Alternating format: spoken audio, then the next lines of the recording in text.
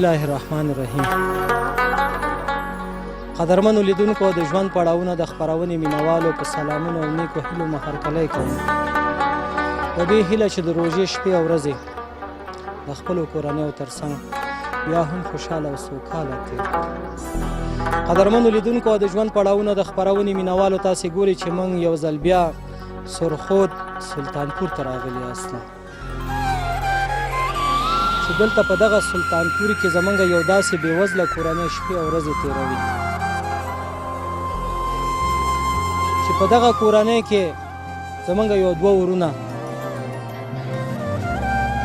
چې په لاسونو باندې په خپو باندې د دې داسې یو مرض لګېدلی چې کله دغه واړه واړه ماشومان، دغه ګلالي ګلالي ماشومان د شپې وده کېږي، سهار چې راپاسي د دوی د وجود دغه غوښې هغه بړستن کې پاتې شوی دی. موږ خو راتلو دغه کورنۍ ته تر څو پورې دغه واړه ماشومانو خبر واخلو، د دغې کورنۍ سره خبرې وکړو، خو متاسفانه چې د الله تعالی امر و، په دغه کورنۍ کې زمونږ یو کاکا چې شپې او ورځې تېروه، نن د الله په امر سره د دې دنیا څخه سترګې پټې کړې. په دغه کورنۍ کې د الله تعالی لخوا یو غم راغی، او هغه هم په دغه حقه روژه کې. موږ د داسې به نه وایو چې اکثر به په دغه کورنۍ باندې به غم وي، په دغه کورنۍ به خوشحالي هم راځي. موږ اکثر وایو چې غم او ښادي خور او ورور وي. په دغه کورنۍ کې که نن غم دی، جړا دی، ماتم دی، چغې دي، سوري دي، خو بله ورځ به خوشحالي هم وي. د دغه کورنۍ د زوی واده به کېږي، د لور واده به کېږي، الله تعالی به نور داسې خوشحالۍ د دوی په نصیب کړي. دغه ورکوټی ګلالی ماشوم زه ورته یم ته مخ راواړوه، او دی مانه مخ پټی، مخ تاوی مانه. دا تاسې وګورئ قدرمنو لیدونکو، د دې لاسونه تاسې وګورئ چې همدا اوس تڼاکې دي، د دې ترڅنګ د دې بل ورور دی، همدارنګه د دې دا شا تاسې وګورئ، شا یې هم په دغه حال دی. ما تاسې ته یادونه وکړه چې دغه ورکوټی ګلالی ماشوم چې کله د شپې وده کېږي، سهار چې راپاسي د دې د بدن غوښې په هغه بړستن کې پاتې. دا چې په دې روژه کې په دغه کورنۍ باندې دغه ستونزې هم وي، دغه واړه واړه ماشومان ورته مریضان پراته وو، او د پاسه پرې د الله تعالی یو امتحان هم راغی. د دغه کورنۍ هغه خویندو ورونو سره همدارنګه دغه واړه واړه ماشومانو سره به هم خبرې کوو چې په دې حقه روژه کې په دغه مبارکه میاشت کې په دوی باندې دا غم راغی، دا غم په دوی څنګه تیر شو. سهار د دغې کورنۍ دغه سرپرست دغه کاکا په حق ورسېده، 10 بجې جنازه وه. دغه کورنۍ سره او د دې کورنۍ دغه واړو غټانو سره ټولو سره به خبرې کوو. زه به بیا هم یادونه کوم چې هغه به ډېر خوش قسمت انسان وي چې الله تعالی په دغه میاشت کې خپل ځان ته راوبولي، په دغه میاشت کې مړ شي. موږ سره پاتې شئ، دغه خپرونه تر پایه پورې وګورئ.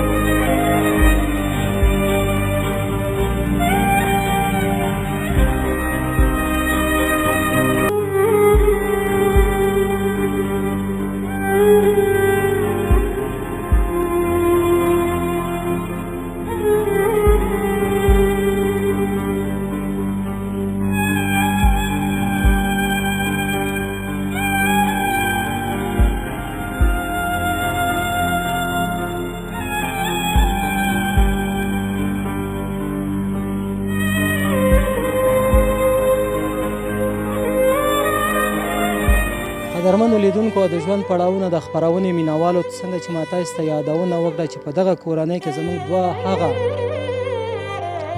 ورونه دلته ژوند کوي، هغه واړه واړه ګلالي ماشومان دلته ژوند کوي چې دوی باندې الله تعالی یو داسې مرض لګولی، یو داسې مرض سره اخته دي چې کله دغه واړه ماشومان د شپې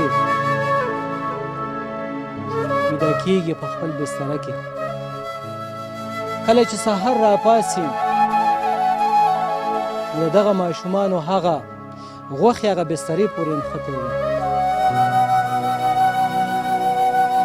دا ویل زموږ نه دی، دا زموږ د هغه مورکۍ ویل دي چې د دغه واړه ماشومانو مور دی. موږ خو راتلو دغه واړه ماشومانو ته تر څو د دوی هغه غږ راپورته کړو، د دوی هغه مریضي تاسې ته وښیو تر څو تاسې ورسره مرسته وکړئ چې دغه کورنۍ وس او توان نه لري چې د خپلو دغه واړه ماشومانو علاج وکړي. خو متاسفانه به زه تاسو ته ووایم چې نن د الله تعالی لخوا په دغه کورنۍ باندې یو داسې امر وشو، په دغه کورنۍ کې زمونږ هغه نیکه زمونږ په دري کې مونږ پدرکلان ورته وایو چې دا هر یو انسان ته ډېر خوږ وي، هغه نمسیانو ته ډېر خوږ وي. کله چې شپه کېږي نو هغه ټول مسیان د خپل نیکه ته یو ځای شي او خپل نیکه نه غوښتنه کوي چې نیکه جانه مونږ ته یوه قصه وکړه. نن دغه کورنۍ دغه واړه ماشومان د دوی په مرض خو مبتلا وه، خو الله تعالی ترې هغه نیکه هم واخیسته،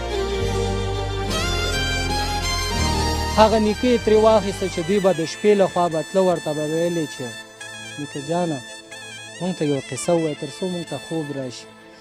نیکه به قصه ویلو په ویلو هغه نمسیانو ته به خوب راتله. په دغه روژه کې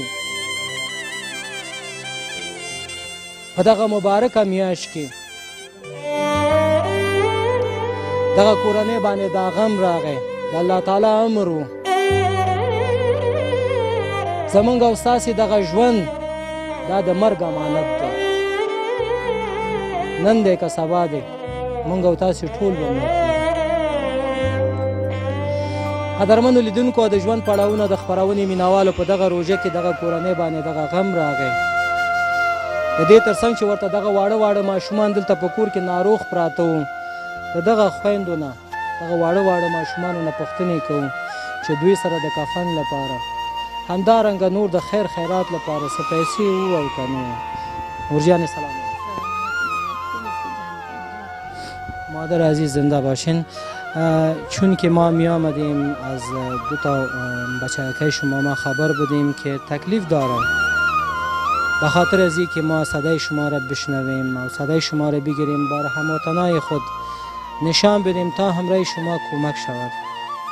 متاسفانه که امروز در خانه شما یک غم هم است. در این ماه مبارک رمضان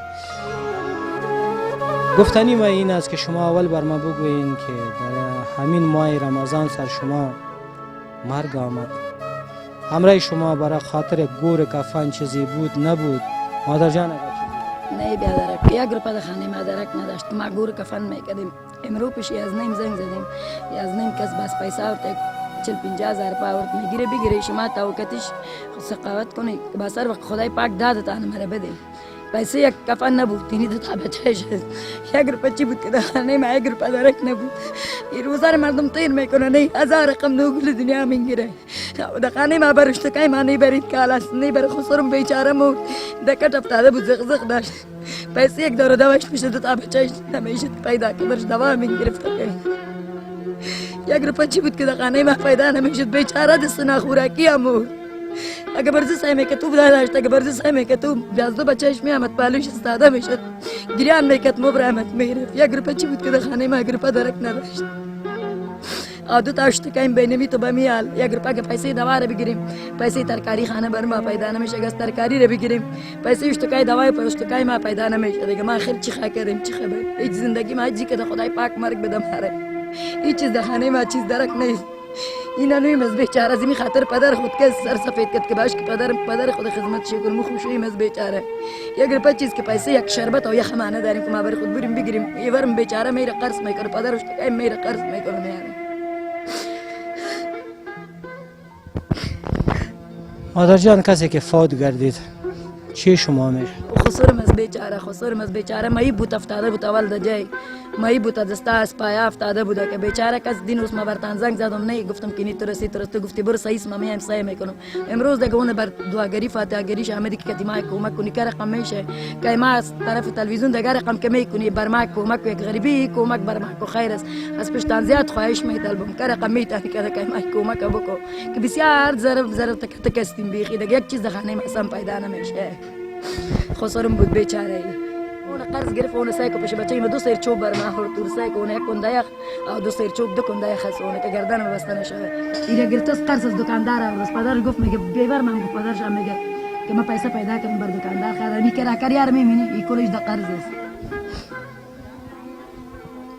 2 سیر چوب اون گرفت سون جفت است ایام د قرضی کرا کاریا کولی د قرض است 1 روپا د خانه ما پیدا نمیشه 1 روپا چیز که 1 روپا خدا ما نداری قرض کو بخو قرض کو اون بچه که مس اون چوب 2 سیر چوب قرض آورد 2 کنده یخ قرض آورد میشه که دگال چه خبر که بر شامی کس چیز دا آورد نه دا آورد پیسه دادش کس نداش که نان بیاره به خاطر زی خسرم گفت میگه کما کی سوجی بگیری که پخته کنیم خیرات کنیم کس یا نیست دادش کس قرض یا نه دادش دیگه.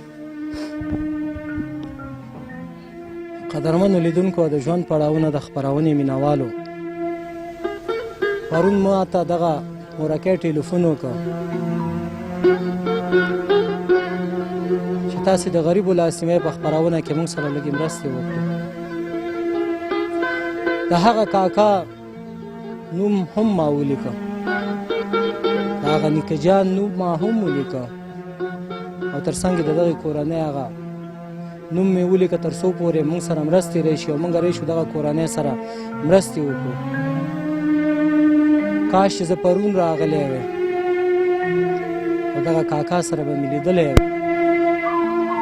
د دې سره به مې یو 2-3 خبرې کړی وی، دا به مې لکه د خپل پلار غوندې په غېږ کې نیولی وی.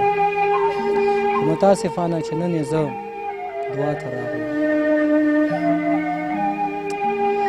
دغه مورکۍ یادونه وکړه چې موږ دغه یخ او دغه لرګي په قرض وراوړه. ماښام دی کله چې مړی کیږي د هغه نه وروسته زموږ او ستاسې په دې افغانستان کې دود او دستور دی چې په هغه مړي پسې خیرات کوو، حلوا کوو. په دغه مورجانې وایي چې موږ سره دا وس هم نشته چې موږ هغه حلوا پخه کړو او په دغه سخر پسې خیرات کړو. مورجانې د هغه سخر دی داسې کوم خبره درته یادېږي؟ هغه بېوسي درته یادېږي چې دومره وخت په ځای پروت و، زامنو سره هم دغه وس نه و چې یو ښه ډاکټر ته یې وړی وی؟ مورجانې هغه کوم خبره درته یادېږي چې تا به دې نه وروستو ځوری؟ مرنگ دیگه پیش دیادم میه که سر کت افتاده می بود مردم خوب سم پاریزانه داشت او بیچاره کس نان پیاوه میکرد و دکه چالو نان میده میکردیم میدادیمش که دادیمش میگه شما خدا نمره اولا کده که بانجان بر منان میده کده یک چیز خوب نیست که مرا بده که بخورم که بر سعی میکردم بر اشتکای خودم سعی میکردم بر زوام بر ایوار خودم بر پدر زیم دلم غار میشت که برزی سعی میکردم که دوست خود بالا پن میکرد توبه میکشید خدایات میکرد خدای توبه بچای مرا بده که بر ما بیاره که ما بخورم واسم هم نمیکشید دیگه چی واسه نداشتیم واسه دوان بیخی نداشتیم که ما برزی یک چیز سم میآوردیم از خونه خوراکی همی تو شدی چی که در جیب بچایش نبود 1 روپا نبود درک نداشت این بیچاره بیکار است دیگه پدرش تو که ما بیکار هیچ چیز در خانه ما درک اگه کوگه پیش دیادم میه که میگه ما چیز خوب میخوردم دل ما غار میشه دل ما سلاخ میشه که صد پنیر نمایات میکنم اینی جا کتش افتاده میبود سعی میکردم ناره میکرد خدای توبه خدای پاک غریب آدم در دنیا پیدا نکنه خدای پاک مرگ بده چیزی کرد.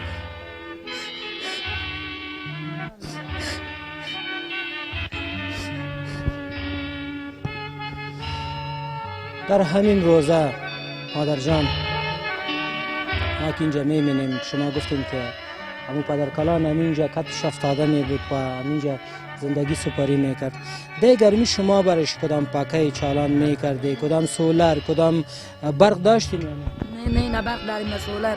بر ازای خدا برای منو افتاوی رو گرفت کس او یک تا برما گرفت دمای خدا یاز نیمس یکی برزیا گرفت اونو است یک دانه نی پکه گفت بکن جوانده بودیم گنده نه یک پکه کس دیگه چیزام بیلی خدا دیگه چیزام نداریم.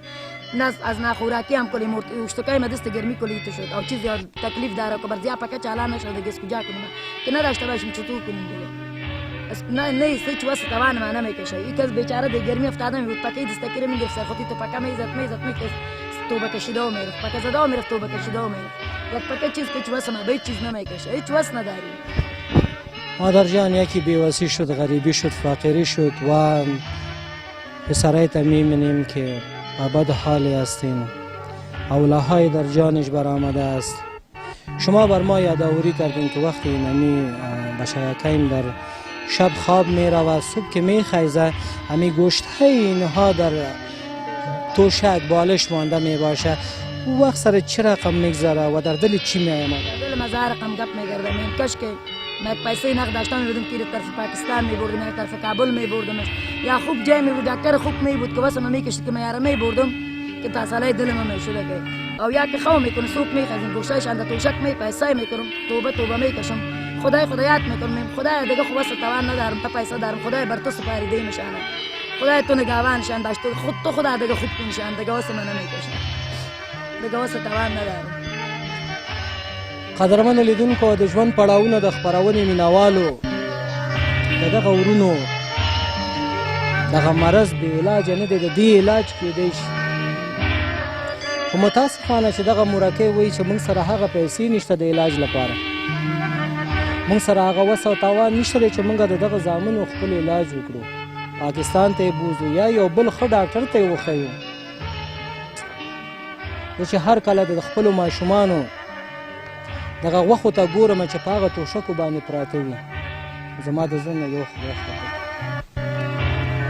زه د خپل فلم بردار شاداب جان نه هیله کوم چې دغه ورونو یو کلوز راواخلي تر څو پورې هغه زمونږ هیوادوال دغه ورونه وګوري، هغه واړه ماشومان وګوري چې دغه عمر د دوی د درس دی، دغه عمر د دوی د زده کړې دی چې دوی باید یو ښه زده کړې وکړي او د دغه هیواد لپاره خدمت مصدر وګرځي. خو متاسفانه دغه ورونه زده کړې هم نشي کولی، بل څه کار کوم روزګار نشي کولی. دغه ورکوټی ورور زمونږ چې تاسې ګوري د دغه مور یادونه وکړه چې دغه چا سره مو شاګرد کړی او تمام ورځ هلته خپل ځان ګرۍ لګیایي او هغې سره کار کوي، 20 یا 50 روپۍ ورته ورکوي. هغه چې کله راځي نو موږ د کور کې ورته یو څه پرې واخلو. دغه ورور سره هم خبرې کوو. نوم د څه دی؟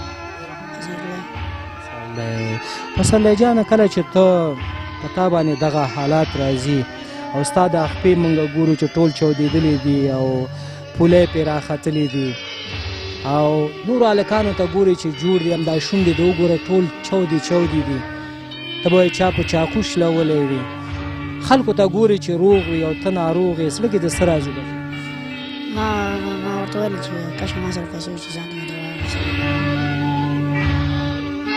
همراه شما اگر پول پیسه می بود شما بر خود دوا می گرفت. الان که شما پول ندارین، همراه پدر شما هم پول نیست، کدام عاید دیگر ندارین، در دل تو چی میگذره برادر؟ دل ما میگرد میگفتیم کاش که پیسه داشتیم یعنی برخانه خانه سودا میگرفتیم یک جور کالا میگرفتیم. از اینکه شما علاج خود بکنین کالا هم ندارین؟ بغیر از این کالا که شما در جان شما از دیگر چند جوره دارین ندارین؟ 2 جوره. قدرمنو افغانانو د دغه وړو کې ورور خبرې تاسې واورېدې چې زما صرف 2 جوړه کالي دي. د دې ترڅنګ چې زه مریض یم، خپل علاج نشم کولی، زما جامې هم نشته. ما په نورو خپرونو کې هم یادونه کړې چې زمونږ هغه شتمن هیوادوال چې په هغه کالي کې ورته یو داغ هم ولګېږي، هغه کالي خطا کوي وی ورکوي وی دا زه ناغوندمه، دا زه ناغوندم، په دې داغ لګېدلی او زه ځان ته ځمه بل نوی جوړه کوم. په هغو ورونو باندې غږ کوم چې دا واړه واړه ماشومان دا هم ستاسې ورونه دي.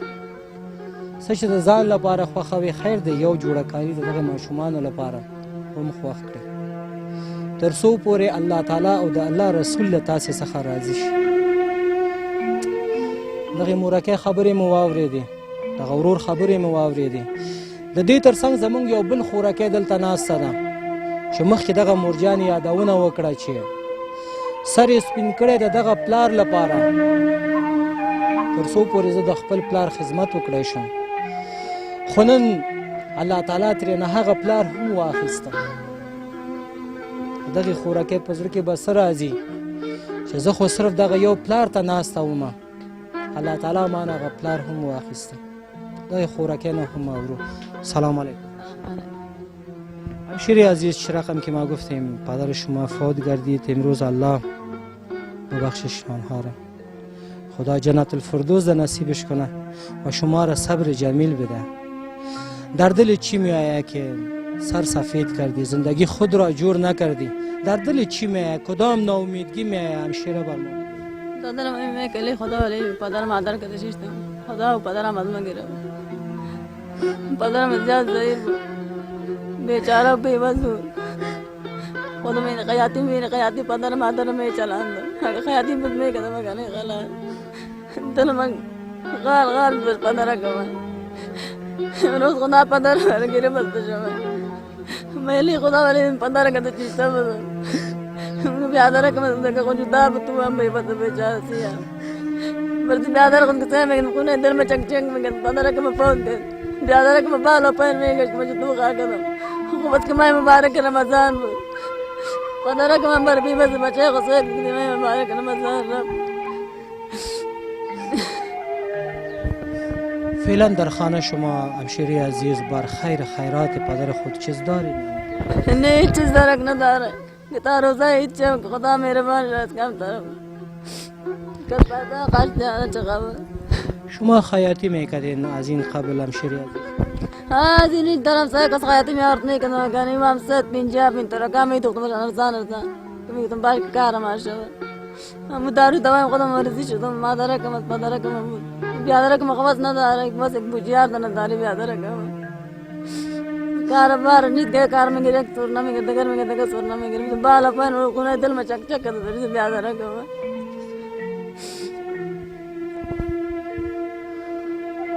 قدرمنو لیدونکو د ژوند پړاوونه د خپرونې مینوالو په هغه زوی به څه حالات تیر شوی وي، په هغه زوی به کوم حالات تیر شوی وي چې په کور کې ورته د پلار جنازه پروت وي، هغې سره دومره پیسې نه وي چې لاړ شي د پلار لپاره کفن واخلي او همدارنګه د هغې خیر او خیرات وکړي. موږ خو راغلي وو دغه واړه واړه ماشومانو ته د دوی پوښتنه وکړو، او تر څنګ د دغې کورنۍ دغه غږ مو هم تاسو ته راواخیسته چې دغه کورنۍ د ډېرو مشکلاتو سره مخامخ دی. د دغه روژې میاشتې مبارکې په خاطر رئیس شو د دغې کورنۍ لاسنیوی وکړي، دغه کورنۍ سره مرسته وکړي. که تاسې غواړئ چې دغه کورنۍ سره مرسته وکړئ نو تاسو ته د هیلې خیرات ټولنې د وایبر شمېرې وایم چې همدا اوس تاسې د تلویزیون په پرده باندې هم تاسو ته ښکاري. تاسې کولی شئ چې په دغه شمېره موږ سره اړیکې ونیسئ او راشئ چې ستاسې په وس او توان کې کوم مرستې وي دغه کورنۍ ته مستقیم تاسې راوړئ او دې ته ورکړئ. د هیلې خیرات ټولنې د وایبر شمېرې تاسې ته وایم 003 900 زمونږ بله شمېره دی 003 545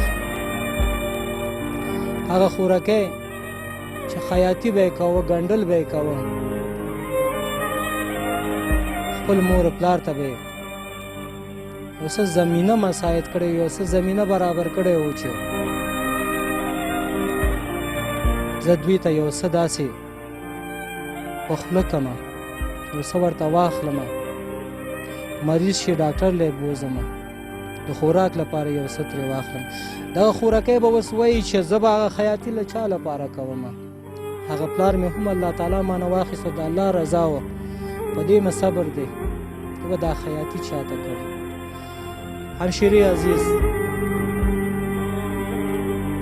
وقتی که بر جای پدرش سعی میکنه، بر کتش سعی میکنه، همچنان در کدام بستری که خواب میرفت، در هر جایی که نشست میکرد، فعلا پدرت نیست به جاهای سیل میکنی، در دل چی میزنی؟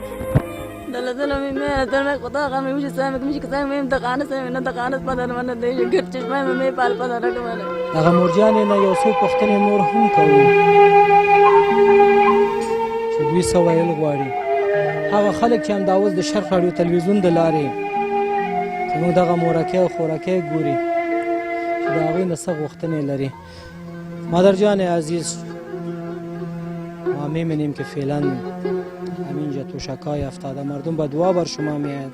وطنداره ما و شما که شما را همین ساعت از شرق رادیو تلویزیون میبینه، چی گفتنی داری برای آنها که همراه شما کدام کمکی شود؟ هر چیز که میتونه که دلش که پیسه کمک میکنه، دلش که مواد میکنه، هر چیز که میکنه خدای پاک خیر برکت بتشانه، جان جور بتشانه، خدای پاک عقل بتشانه که جمع کردن بتانه. هر چیز که از واسه شان میکشه که ما کمک کنه، هر واسه که میتونیم که توان داریم، نرخم که واسه توان داریم، دلش که همراهش پیسه کمک میکنه، مواد میکنه، هر چیز که از واسه تان میکشه دیگه نمیفهم که رقم خودت میفهم. دغه مورکه یادونه کوي چې زمونږ د هغه هیوادوالو نه غوښتنې دي روژه دی، په دې روژه کې موږ سره د نغدي پیسو مرسته کوو او که د خوراکي توکو مرسته کوي، نو روژه دی په دې هیله چې دغه کورنۍ تاسې د دغه غم په ټغر باندې تاسې یوازې پرې نږدې د دغې کورنۍ هغه غم خپل غم وګڼي، وړی شي دغه کورنۍ سره مرستې وکړي. د دغې کورنۍ هغه واړه واړه ماشومان تاسې ولیده چې الله تعالی په خپل امتحان کې راګیر کړی. کله چې د الله تعالی یو څوک ډېر خوښ شي، په هغه باندې یو مشکل راوړي، په هغه باندې یو مریضي راوړي، تر څو پورې چې دغه بنده زما څه کوي، آیا ما ته صبر کوي، بې صبري کوي، دا څه کوي. په دغه کورنۍ باندې نن غم هم دی او تر څنګ یې هغه واړه واړه ماشومان هم مریضان دي. راشي د دې سره مرستې وکړي. د دې تر څنګ ما تاسو ته یادونه وکړه چې دغلته یو بل خوراکۍ هم ناسته ده چې د دغه مرحوم پلار لپاره چې الله دې وبخي، الله دې ورته جنتونه په نصیب کړي او دغه کورنۍ ته دې ورته صبر جمیل ورکړي چې دغه خوراکۍ د خپل پلار لپاره خپله ځواني تباه کړه، خپله ځواني خاورې ایرې کړه. د دغې خوراکۍ نه هم یو دوه درې خبرې اورو. همشیری عزیز، پدر شما را خدا ببخشد، شما را صبر بده، به تمام فامیل شما صبر بده. چی گفتنی داری همین ساعت که شما بی‌بس هستین، غریب هستین، حتی تاوسی ندارین که پیش پدر خود شما خیر و خیرات بکنین، برای کفنش و برای دیگر مصارف زی مرده پدر شما گفته که از نی شما بر شما پول روان کرد. همین ساعت که هموطنای ما شما را از طریق شرق رادیو تلویزیون میبینن، چی گفتنی داری برانه؟ همی گفتنی دار که کمک کنه که خیر خیرات بابی امیدی شه که بر مردم خجالت نشه، کمک کنه که بیان رکن بسیار بیوسه. دیر روز کسی قرض نمیده، هر کس کجاش میگه بگیم کس قرض بدهش از کجاش بگیره. این تو کارشان معلوم نیست که بگیره قرض و قرضش ادا کنه. همین کمک بکنه کنه. زنده باشین همشیری عزیز. قدرمنو لیدونکو، د ژوند پړاوونه د خپرونې مینوالو تاسې ګورئ چې د هیلې خیره ټولنې په همکارۍ سره چې زمونږ هغه شتمن هیوادوال چې د هیلې خیره ټولنې سره مرستې کړې وو چې په هغه بیړنۍ مرستو کې مونږ دغه کورنۍ ته اوړه مو راوړې، وریجې مو راوړې، کچالان، همدارنګه رومیان او د روژې لپاره روح افزا، خرما او همدارنګه وړي، لوبیا. زه بیا هم یادونه کوم ای مسلمانانو چې روژه دی، دغه کورنۍ له ډېر سختو ستونزو سره مخامخ دي. راشئ او دغه کورنۍ سره مرسته وکړئ او د دغې کورنۍ لاسنیوی وکړئ. دغه خوراکي توکي به د دغې کورنۍ زه وایم چې په دې غم کې د دوی هغه خلک چې زمونږ هغه خپلو خپلوان چې د دعا لپاره راځي، یو ماښامۍ بسنه هم نه کوي. زموږ ډېر شتمن هیوادوال شته دی چې کله په کور کې ورته داسې مور پلار وفات شي یا همدارنګه نور خپل خپلوان وفات شي نو خیرات ورپسې کوي. که زه درته ووایم چې هغه خیرات کې به 10 دیګه 20 دیګه باندې وي، متاسفانه چې دغه کورنۍ نن د یو دیګ هم وس نه لري. په دې هیله چې دغه کورنۍ تاسې یوازې پرې نږدې. قدرمنو لیدونکو، د ژوند پړاوونه د خپرونې مینوالو د دغې خورجانې او تر څنګ یا بل خورکۍ چې ناسته ده د دوی خبرې تاسې واورېدې.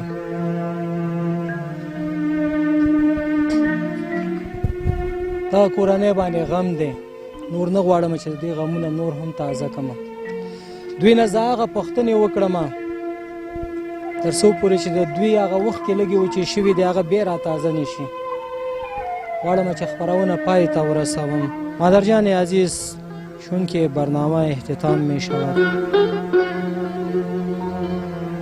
همین هیله خیره ټولنه کمره شما امروز این کمکی انجام داد. باز خوراکی چیزایی است چه گفتنی داری نمون بیادرایی که امره هیله خیره ټولنه کمک کرده بود و ما از طریق هیله خیره ټولنه آمدیم به شما این کمک رساندیم.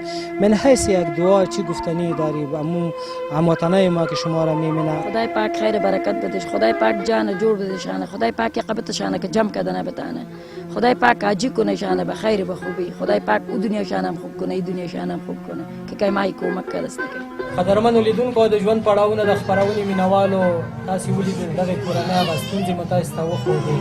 دا به د دې کورنۍ هغه د ژوند هغه ستونزې تر بیا چې زه تریالی ساحل او ما سره د کمرې په برخه کې ساحل شاداب بیا د یو داسې بېوزله کورنۍ سره ستاسې په درانه چوپړ کې حاضرېږو. خو د ټول نه مخکې قدرمنو لیدونکو، د ژوند پړاوونه د خپرونې مینوالو زه تاسې ته یادونه کوم، په تلو تلو کې تاسې ته یادونه کوم چې ما په خپرونه کې هم وویل چې زموږ د شتمنو هیوادوالو چې کله یو څوک وفات کېږي نو هغه پسې 10 دیګه 20 دیګه خیراتونه کېږي. تاسې ته یادونه کوم او تاسې ته ښیم چې د دغه کورنۍ هغه خیرات تاسې ګوري چې دا یو کوچنی شان دیګی دی چې په خپل پلار پسې کوي لګیا. په دې هیله د دغې دیګۍ یادونه مې ځکه درته وکړه چې دغه کورنۍ د سختو ستونزو سره مخامخ دي. د دې هیله چې دغه کورنۍ تاسې یوازې پرې نه کړئ. تر بیا چې زه توریالی ساحل او ما سره د کمرې په برخه کې ساحل شاداب او ما سره چې نن په دغه خپرونه کې سیف الدین حیران صاحب په دغه روژه کې کومې منډې ترډې والې دي، الله تعالی دې ورته اجر ورکړي. تر بیا خو وختونه ښې چارې وی الله مو وشي.